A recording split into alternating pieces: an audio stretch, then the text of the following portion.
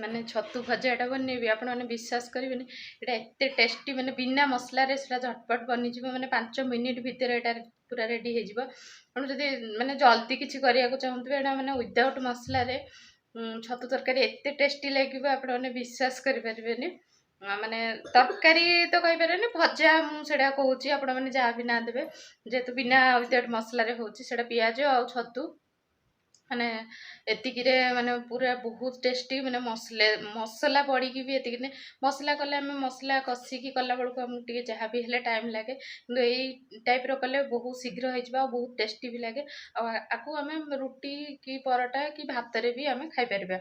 तो चलो देखिए मु केमती कौन बनाऊची।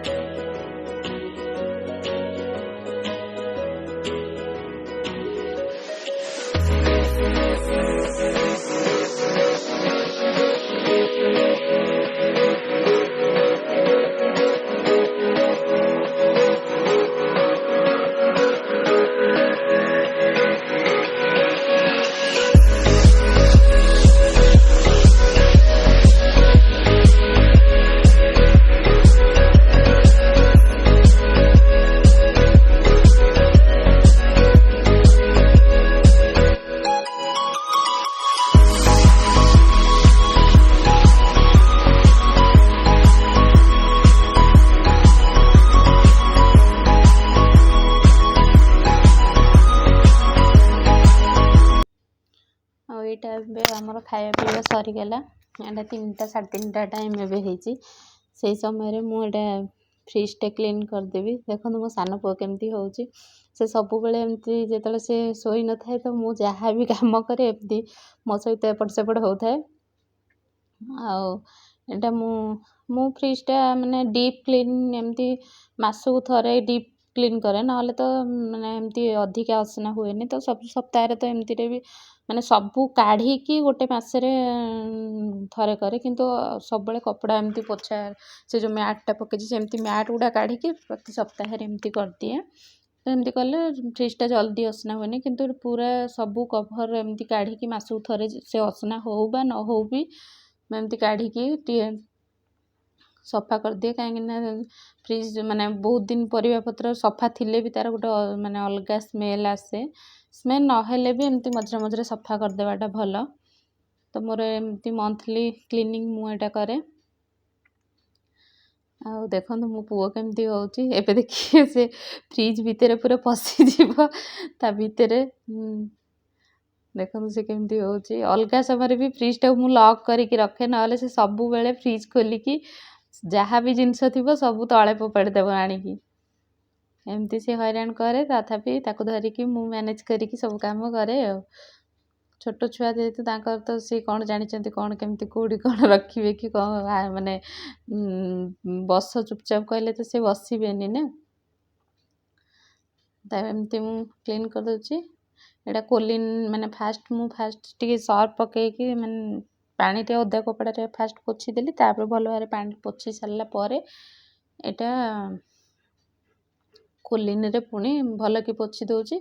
ଆଉ ଯେତେ ଡ୍ରର୍ ଯାହା ବାହାରିଛି ତାକୁ ମୁଁ ପୁରା ଭଲ ଭାବରେ ଅଲଗା ପୁରା ବାସନ ମଜାରେ ମାନେ ପୁରା ମାଜିକି ପୁରା ତାକୁ ପାଣି ଇଏ କରିଦେବି, ତାପରେ ଯାଇକି ୟା ଦେହରେ ଫିଟ୍ କରିବି। ମାନେ ପାଣିରେ ପୁରା ଧୋଇକି ତାପରେ ସେଗୁଡ଼ାକ ପୁରା ଶୁଖିଲା କପଡ଼ାରେ ପୁଣି ପୋଛିକି ତାପରେ ଯାଇକି ମୁଁ ଫ୍ରିଜ୍ରେ ଫିଟ୍ କରେ। ତ ଏଇଟା ଦେଖନ୍ତୁ ଏମିତି ମୋର କ୍ଲିନିଂ ଚାଲିଛି।